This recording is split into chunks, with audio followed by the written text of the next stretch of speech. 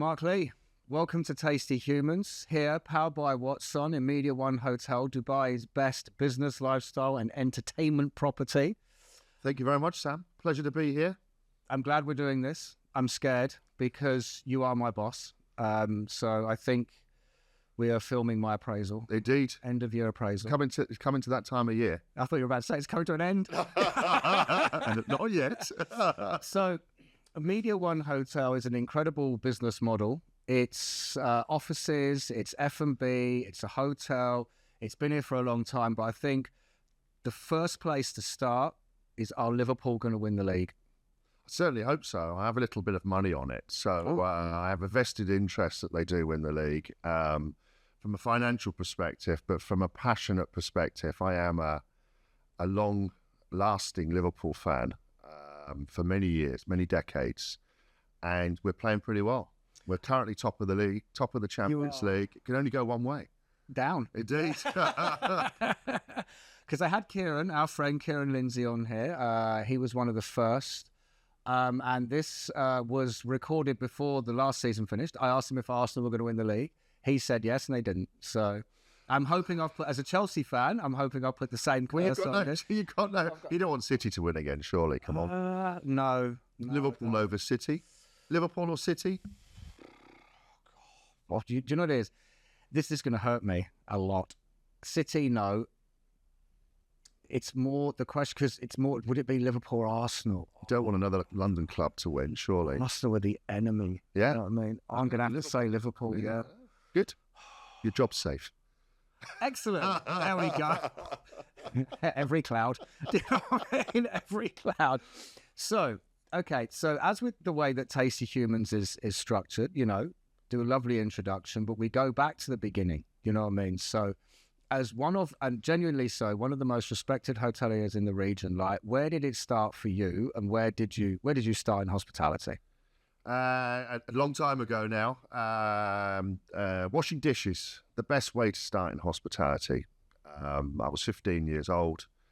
It was a Christmas of '84. Live Aid had just come out, was #1, knocked Wham off the charts. And I spent the Christmas holidays washing kitchen portering in a restaurant in Stanborough, Welwyn Garden City. And how did you end up there? Did you walk through the door and say, I want to wash dishes? Or something like that. Your parents said, you know, go and do something. I'm fortunate that my dad's was involved in hospitality. Okay. So, yeah, he lined me up with a job. And it was brilliant. My first pay packet, little brown envelope, counting the cash. There's nothing better. Yeah. Nothing better. And then I was working then outside the holidays every weekend. And then you sort of say, well, I've done dishes for a while. Can I start cooking the food? And then through the cooking the food, can I sort of let me behind the bar? And then finally sort of let me serve some tables. And that's how it all started. So from that, you know, I think, because what I want to get to, I really want to get to, because you're my boss, look at the way you're looking at me, you're thinking, where's he going? You have the power, Sam. You have the power. I know. Tasty Humans. It's all yours. Very dangerous thing to say. Do you know what I mean? But what it is, so the reason about getting back into sort of where all this comes from, because Media One's very, very unique. And it is. I mean, there is no a big hotel company behind it. As you say, when we did the interview, my actual job interview, so was, move 100 miles an hour. We can do what we want. We move super quickly, which we definitely do. You know what I mean? But there's so much creativity in here, you know, P7 Arena, having the independent F&Bs, having the offices. It's like, I'd like to sort of ask you, where does that come from? Where does the imagination come from? You know, for you to keep looking at it and going, right, what can I do differently?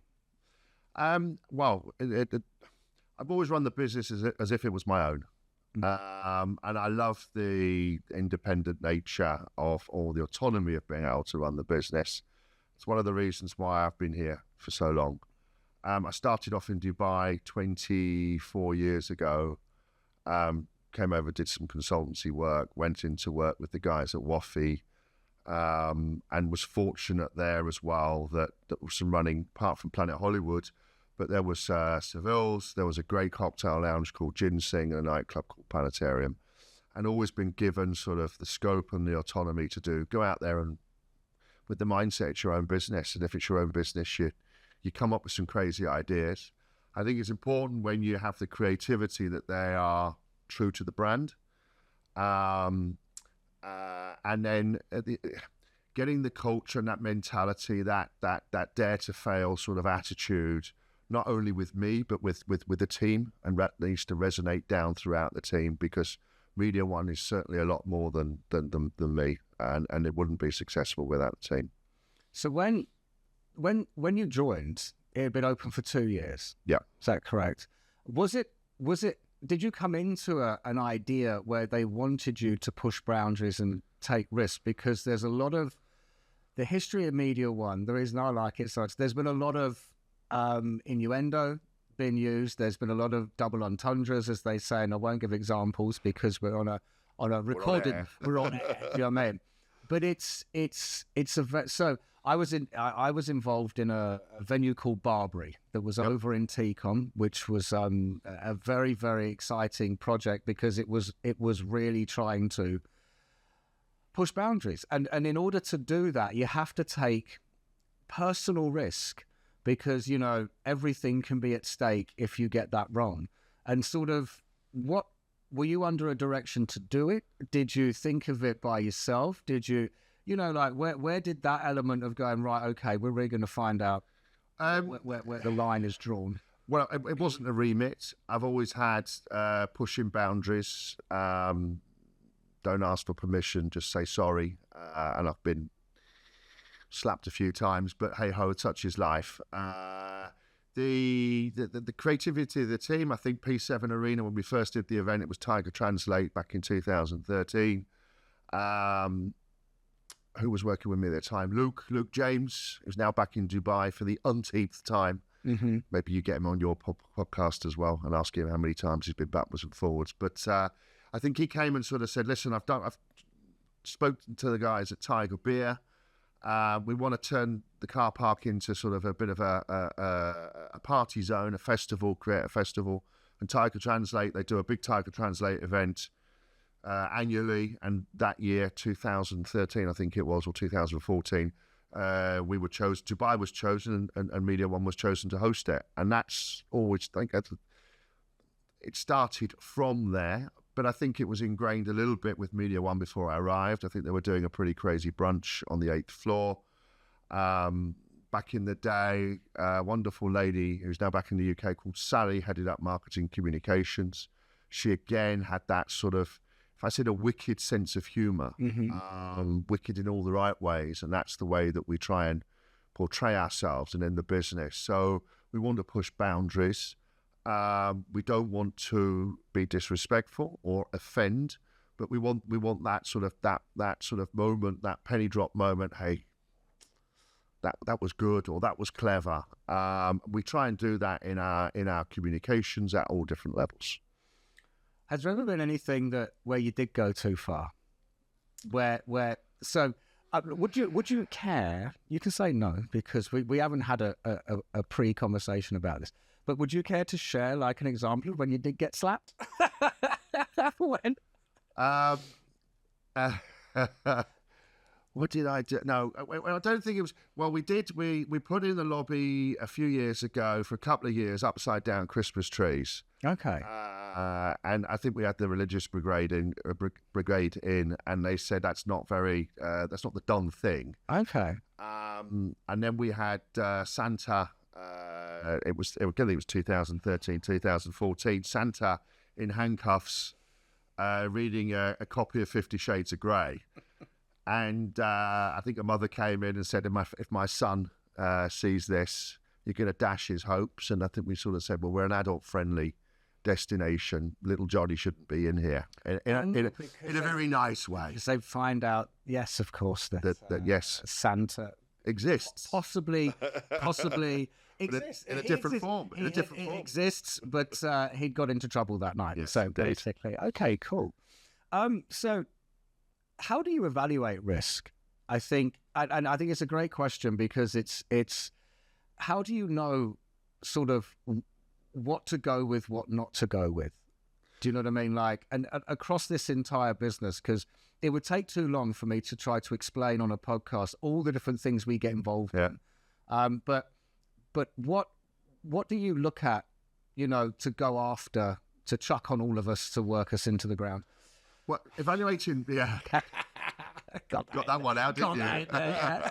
The team now are cheering in the background. Go on, Sam, go on. No, I think, first of all, evaluation of risk from a financial perspective, and there's a question I ask often, and I say to the team, if it was your money, would you spend it? Mm-hmm. You asked me that question once. Yeah.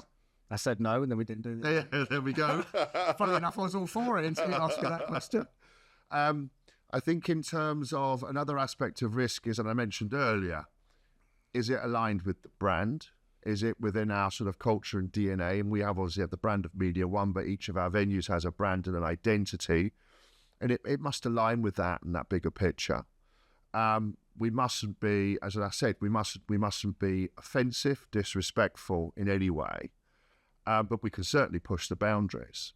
It doesn't always have to make a shed load of money. And I think that's an important part of what we do. Some of the things we do Remember that. For PR reasons, doesn't always. I have got that recorded now. No, but it's some of the things that we do it for, we do it for the community, we do it for PR. We may talk a little bit later about M1 Run, and that's something that we do that's different, but there's no financial reward there, but there's an immense amount of pride of creating a community-led event that's giving back to certain different organisations now. So I think we need to, whatever we do, apart from the alignment with the brand, we need to have fun. And for me, that's a really important part of it as well. Let's make it exciting, energetic, fun. And it's not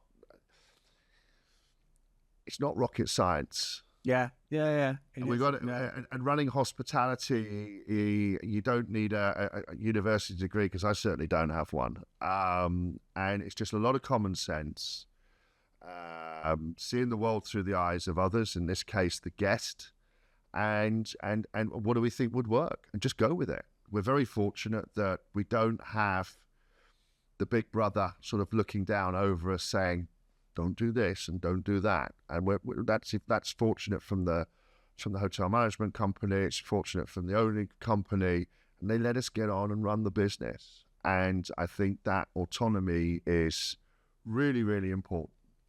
Certainly for Media One, certainly for me as the person leading the team.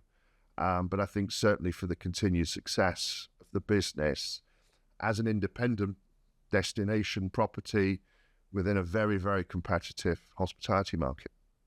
One thing you said that I think is very interesting is not having to have a university degree, because I don't have one. You know what I mean? That's the only reason I hired you, Seth. So, yeah. Can't hire people on paper more intelligent than me. What's attested on my visa? No, but the thing is that the hospitality industry is something that I don't think you could teach coming out of school. I see people that have gone to like hospitality management, or they have a degree in hospitality.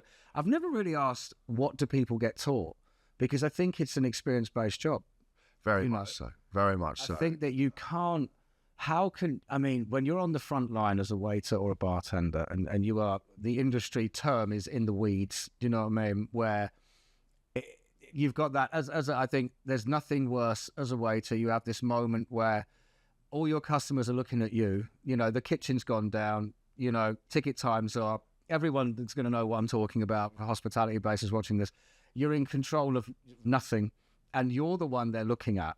I don't think you could ever be a successful restaurant manager if you don't know what that feels like. Exactly. I concur completely. You've got to have the hands-on experience. You've got to be at the coalface, and which is why, unfortunately, aspects of my role now mean that I don't necessarily spend as much time at the coalface in the operations, but that I like nothing better than busy breakfasts. I'll go on the line into QWERTY, I'll expedite the food for an hour or so.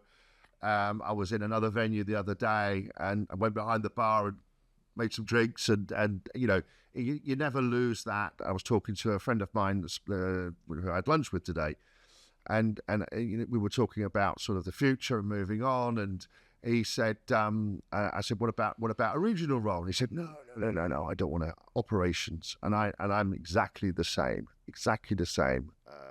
Operations, connections with the team, with the guests, with the clients at all levels. And there's nothing I love more. I walk through Media One and see. No,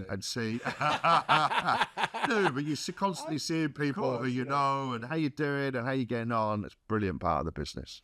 I think one of the things that's really, really good about this place is the amount of different people that are in it because of the offices. Because I tell people it's a vertical high street and not a hotel. If you say hotel, everyone thinks the same thing.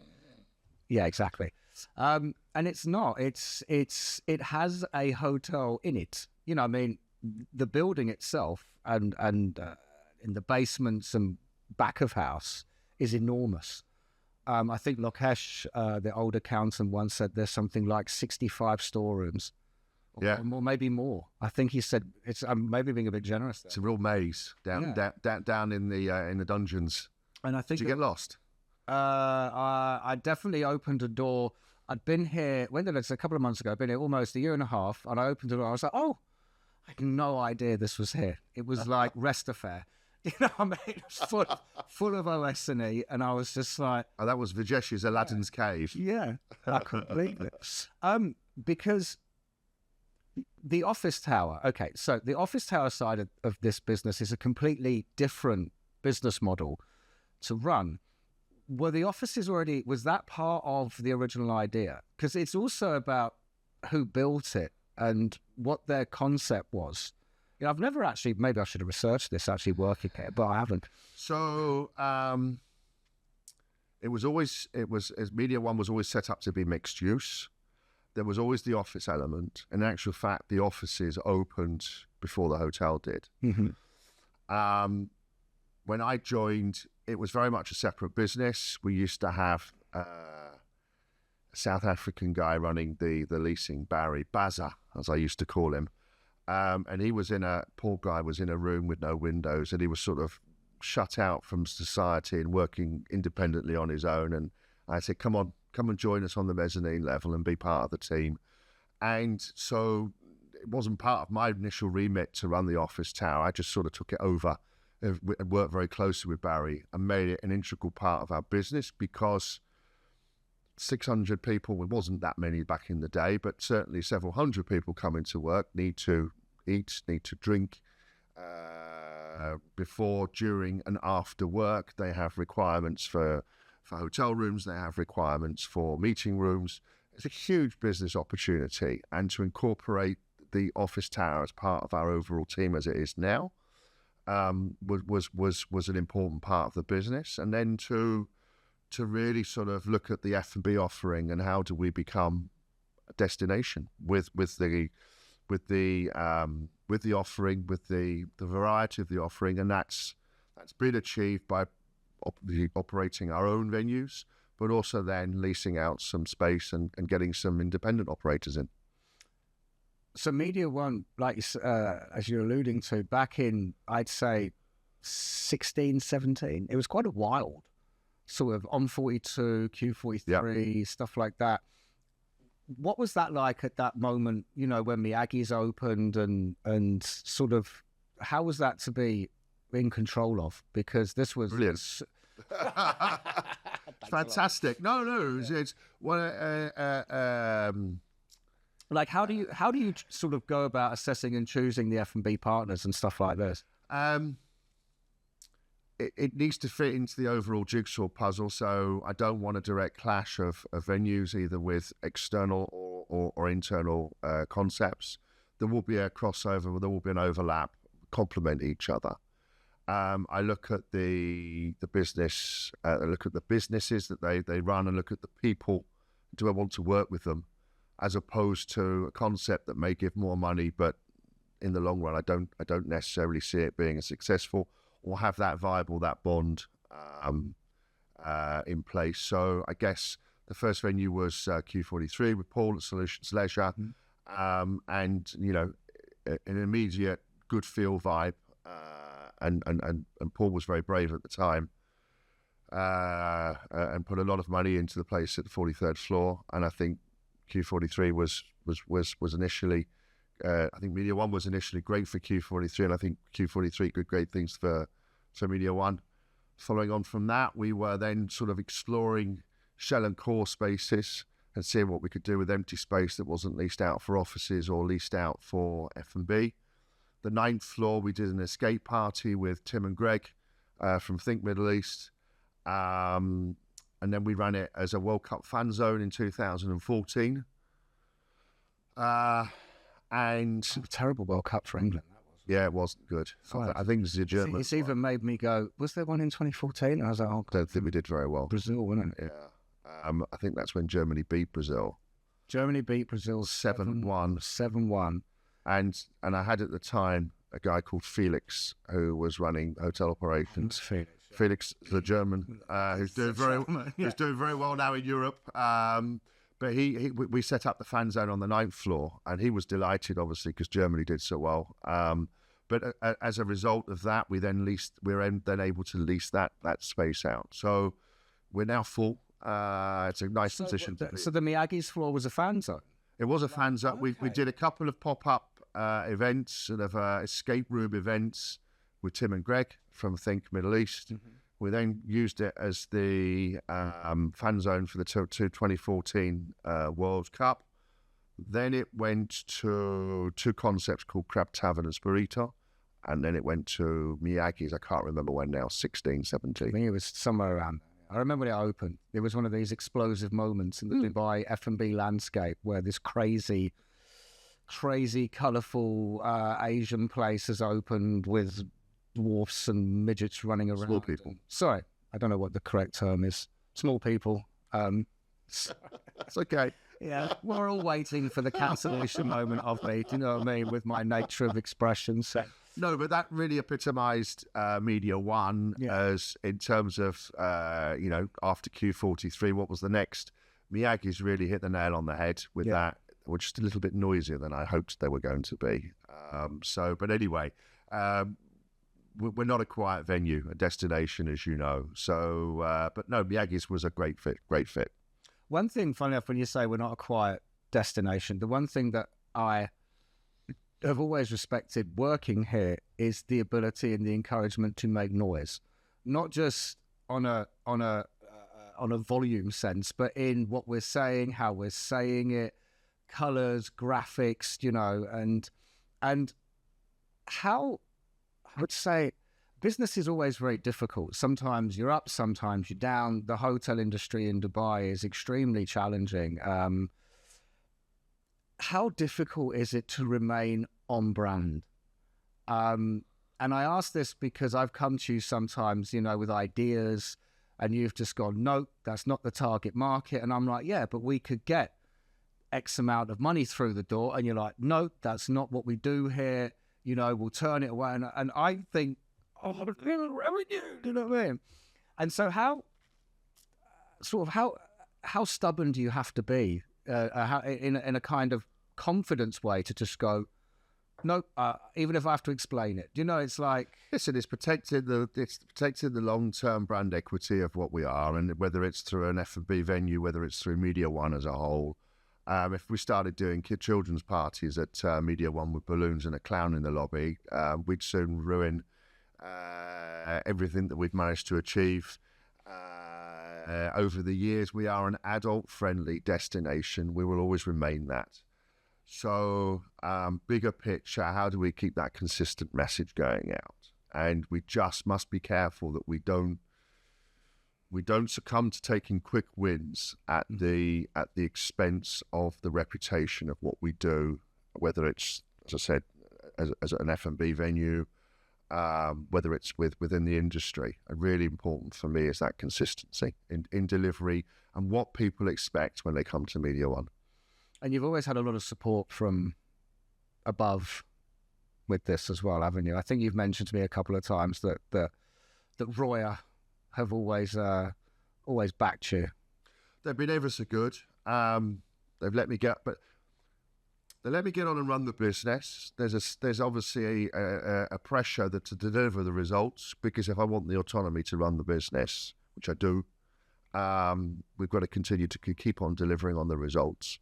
So that's a nice pressure to have, and I wouldn't want it any other way. So, but it's important that I get their support and backing from a distance, if you like. They're very good in that way. And the same with the owning company, exactly the same. They just let us get on and run the business. Yes, we need to deliver on continued growth in the business, revenue, profits, but I think also it's really important to remember about the reputation that we've got in the market and how that also has a great equity value.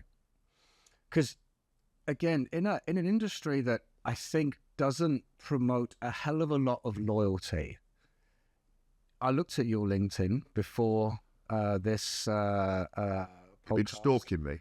It's what I refer to as research. Okay. Have a look at everyone's LinkedIn.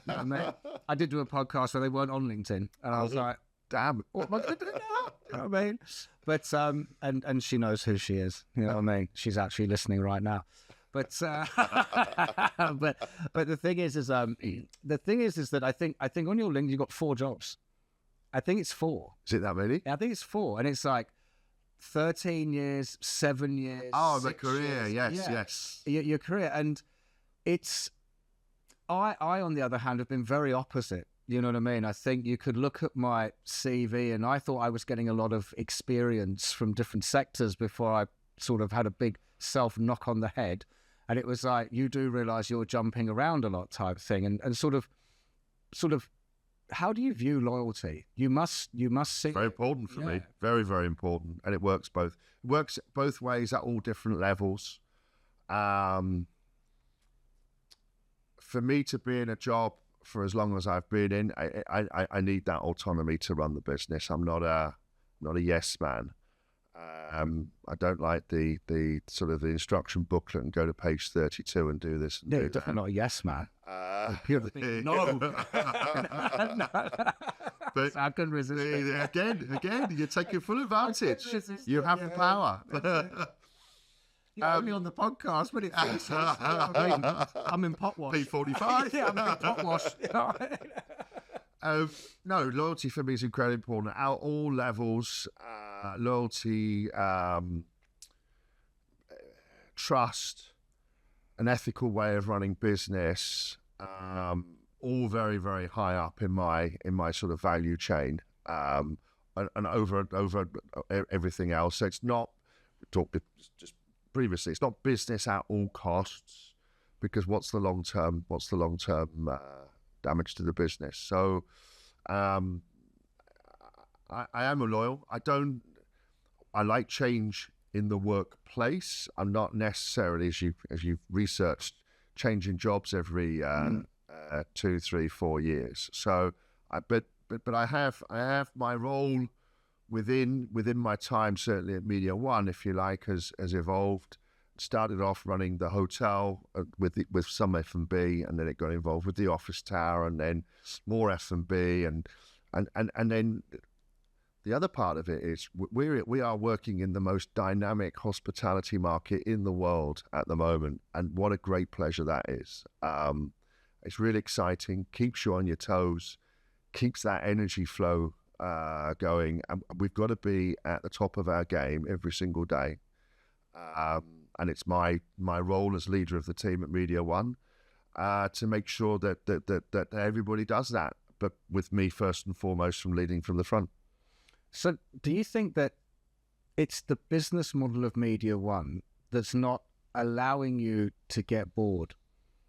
Very much so. And maybe sort of to reframe the question, it's like, I've worked in other hotel companies, and it's like it can get pretty, with respect to people that I've worked with and for, it can get pretty boring pretty quickly when you've got 2 outlets and you've got, and it's where, and it always troubled me with being, because I come from a very independent background, and it troubled me going into hotels where I was like, well, come on, do you know what I mean? Yeah. Independent F&B people are, you're a bit cuckoo. You know what I mean? You've always got to have something to do. You can barely sit still, you know, this sort of thing. And so, as you say, with the loyalty aspects and how you said that you don't like change externally, but you like change in the workplace. And Media One is a place where there is constant change. You know? Well, so the example this morning, I met with Dan, who you've had on your podcast from Offset. Yeah, when are we doing it? Are we giving it a date? Well, I know. I messaged him. it's Dan, it's can either you step up, please? February or April, which is now gone live. So he's got a choice of 2 months, February or April. There you go, Dan. I'm leaning towards April. Okay. So Offset, just for your viewers, is a custom car festival. Yeah. That we've hosted in our car park for the last 2 years. I think when you joined, I mentioned to you, I've always wanted to host a custom car festival. We made it happen. The first edition was just before you started, I think. Yeah. Yes. And then we did this year's event, and you were running it. I so I thought it was brilliant. So I met with Dan this morning to discuss Offset 2025. I then had a chat with the team about M1 Run, and obviously that's our vertical race coming up on the 8th of February. When did you start M1 Run? Is it? This 10 years ago, so we've had 10 editions. Was it your idea? No, it wasn't mine. It was the team's idea. We wanted to create what we call a wow event related to the community. And what could we do? We created the M1 Run, which again is a vertical race. It's a 1.2 kilometre uphill run throughout our car park, and then you jump in the stairwell and 700 steps up to finish on the 42nd floor. We started off with, I think it was 100 runners when the first year we did it. And this year we had over 400, and we're planning next year, 8th of February is the date. And I've set the team the target. I want over 500. And it's remarkable how quickly the winner got up there. 6 minutes and 30 something seconds. If I'm not mistaken, I think that I was standing in the Sicily outdoor, our little outdoor loungy place in the front courtyard, and the gun went off, and the first lot ran past, and then I walked through to the lobby lifts, and I waited for the lift, and I went all the way up to 42nd floor where they finish. Came out, sort of. I wasn't running at any. I wasn't going at a pace. Just walked in, then sort of stood, and I thought, okay, I'll see how long it takes. And he comes out like this, and then falls on the floor, you know, almost dead, collapsed dead. But I was like, what the? I can't say. I know. Very quick. Yeah. Well, that's not a very good advert for our high-speed elevators. One of the two, but anyway. No. I'm not going to justify that with an answer. But he was fast. No, he was. He was very quick. He was very quick. It's worth, and if you want to compete, great, but not just come and see it, because it was quite remarkable how quickly they get up the staircase, you know. Unreal. But anyway, so we're doing that again next February. But that's another part. So what I'm going back to is the diversity of the day. It's something different every day, and that's what I love. And it's not that. But as I said, Media One's not a hotel; it's a destination, and it's all of those aspects that come into it. And then, you know, if we can't find enough things to do within the four walls of Media One, we like to look outside the four walls and see what else we can get involved with. We certainly, as you know, as I know, which is again another wonderful experience I get to be involved in. Like, go and find out. You know? But it's the things like the outside catering, the amphitheatre, stuff like that. I believe you did the catering. I wasn't here at the time. You did for Redfest. Which I've done similar things for that, where you just sort of take a deep breath on a Friday afternoon and then breathe out on Sunday, and you're just like, my goodness, what just happened? So I'm sure Redfest must have been a blast. Redfest was amazing. 20,000 people over 2 days. And it was the audience of Redfest was a difficult one, because there's lots of just over 21s and many just under 21s, and managing that dynamic as well. And then the other crazy one that we got involved with was running venues at Expo. So coming out of the pandemic, and had the opportunity to started off as 2 or 3, and I think it ended up as 8 or 9 venues at Expo with the team at Simon and the team at TGP. Very, very grateful to Simon on that. Yeah. So yeah, lots of things going on, lots of fun, and always looking around the corner for the next project. So is it, in your opinion, is it easier to teach a hotelier F&B or an F&B guy how to run a hotel? And the reason I ask, I think it's a great question, because in Dubai, unlike the UK, all of the F&B has started off in hotels, and I'd say bar, I don't know, maybe 10 venues I could think of off the top of my head, they're all still in hotels. And it all started with independent companies. Solutions Leisure are a great example. The Main is another example that lease the spaces and put their concepts in. But more and more and more, you're looking at hotels that want to do their own concepts, And so the gap is, I think, starting to close. So like I say, you are an F&B guy that learned to run a hotel, correct? Yeah, that's it. Yeah, found out the hard way. Found out the hard way. So now that you have the proper dual experience. I've worked in a couple of hotels where I think some of the hotel GMs think they know how to do F&B. One of them really did. His name was Augusti Corto from Spain, who I'm very happy to name because he's brilliant. You know what I mean? I wish him all the best. But yeah, is it? What do you think? Do you think it was easier? Which way round do you think it's? I think from an entrepreneurial perspective, I think the F&B into hotels is probably easier.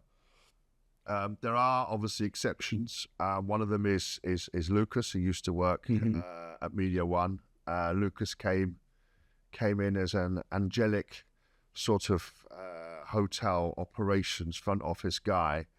And over the 5 years that he spent with us, we converted him into an F&B monster. So, and he's now working. He heads up the Habtoor Polo Club, and has done an amazing job there in developing and growing many times over the operations and creating his own little destination in Silicon Oasis or wherever he is, in the middle of nowhere. So he's doing a brilliant job. So there's an example of the other way. No, but I think from the F&B perspective, I think it's arguably easier to move into hotels. But you still then need your experts, because when I had the opportunity to go into hotels, I didn't really know what I was doing, but you don't have to at the end of the day. Being a successful leader is having a really strong team behind you, trusting in them, believing in them. And I opened up a hotel in 2006, not knowing what I was doing, but hired the right people. I always remember the person who headed up the sales, Irina, and she did a brilliant job. Had a great housekeeper, Mom, and they were two key people, a fantastic engineer, and they basically got us open. I was the leader, but without really knowing the specifics. But that's all part of leadership. Speaking of leadership, you mentioned right at the beginning about, look at your face, like, where's he going with this? I know. Don't worry, we're not going anywhere. Your listeners are going to think this is not rehearsed, by the way. No, it's not. I have one controversial question, which if I don't ask, the senior leadership team will kill me. But okay. That's coming. Okay. You've been scheming. But I just feel the pulse of the team. Right. On obviously my last day at work. But when you say about you're not near the coalface anymore, how do you try? And I think this would be a great message to any leaders listening. How do you try to think how the staff are thinking in order to try and, because again, your role essentially, as I attribute to my role, is to get the people right on the front line to perform as well as they possibly can, because essentially they're dealing with the guests who are handing over the revenue. Yep. But I don't do it directly. I have to go through, an outlet manager who goes to an assistant who goes to a supervisor, such as. How do you still take time, or what's your strategy to try and think, how can I get them to connect with the front line? Do you get well? For me, the connection is absolutely crucial. Even now, I'm not at the coalface because of the as much as I would like to be, but my role doesn't permit it. But I love getting down there. I love talking to the team. I love doing the rounds. The other day I arrived, whatever time I arrived in the morning, and they were all coming off the bus. So I made a point of opening the door, welcoming them to work. And these small things that we need to touch base and connect with them. I've been fortunate enough, not so much now, but sort of a few years ago, when we wanted to recruit, we used to jump on a plane and go to the country and recruit. We used to use a couple of agents, and you'd see as many people as you could, and you had sort of a snapshot of how they live and how they lead their lives. And that for me is very important when we work in Dubai and the multicultural nature of Dubai, which is brilliant, by the way. So I've been very fortunate to have only some snapshots of experiencing some time in their countries, and to see what life means for them, and so connecting with them, never asking anybody to do anything that I wouldn't be prepared to do myself. Mm-hmm. And if there's some rubbish on the floor, I'm the first person to pick it up. If there's a table that's got a coffee cup on it and it needs clearing, I'll pick it up and I'll clear it. Rather than telling somebody else to do it, unless they are not, if they're all busy. They're not doing anything. No, but if they're not busy, then you tell them. But if they're all busy, then jump to it. So that connection, and I love. The trouble is, I think I used to be old enough to be their dad. I think some of the youngsters that are coming through now, it's getting to the next stage, to the next generation level. So yeah, nearly. There's definitely a couple. Nearly. Yeah, definitely a couple. But no, listen, I don't want to sort of go to the old man, go on my old man soapbox. What we try and do when I interact with them is teach them my values and my beliefs, and hopefully some of it rubs off. But it's inevitable in this day and age that the team are. Their way of thinking is completely different to mine. Their expectations are completely different to mine, as the expectations that I had when I was their age. And there's no point going against it. We have to accept the fact that that's... What do you think's changed the most between 1984 and 2024? In the sense of, there you are, pots and pans, and you look at, because we all do it. I've had conversations on this podcast with tons of people about connecting with the younger generation. I mean, I actually, I've had a podcast with a 22-year-old, which is fantastic to see the world through their eyes. But what do you think, work ethic-wise has changed the most? It's not a controversial question. Well, that's not the controversial question. Okay. That's still coming. Now you got me really scared. No, I think in 1984 the world was a completely different place. We were not anywhere near as well connected. The amount of information that we get now at an instant across our phones and any other medium that we want to choose is huge. So we were much more localized. We had less expectations. There were, the whole of the internet didn't exist. AI, what was that? Yeah. That was Terminator 2 or whatever it was. That was the Terminator, yeah, which, funnily enough, has come true. Or a dodgy Bond film or something. Yeah. But I have to be careful, because I think we, as a generation, are softer than our parents used to be.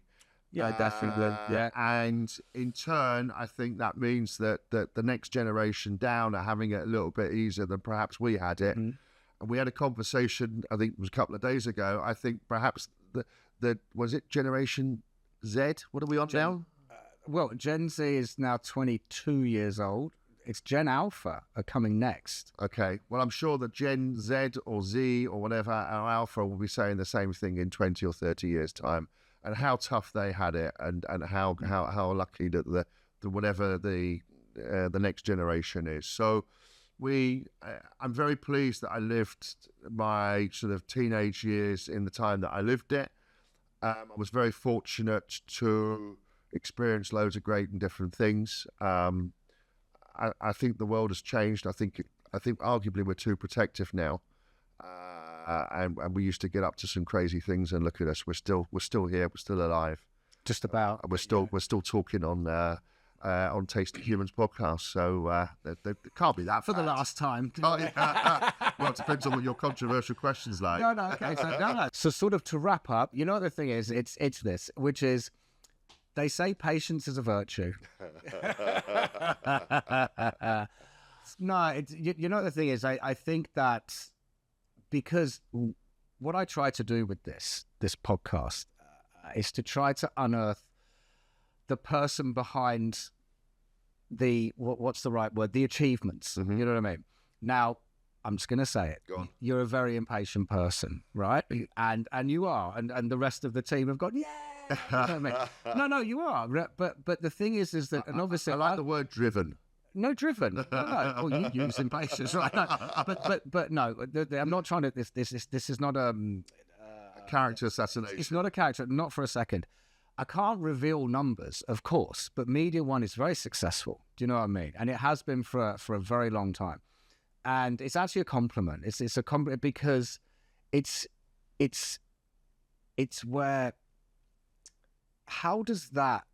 How do you continue to be impatient?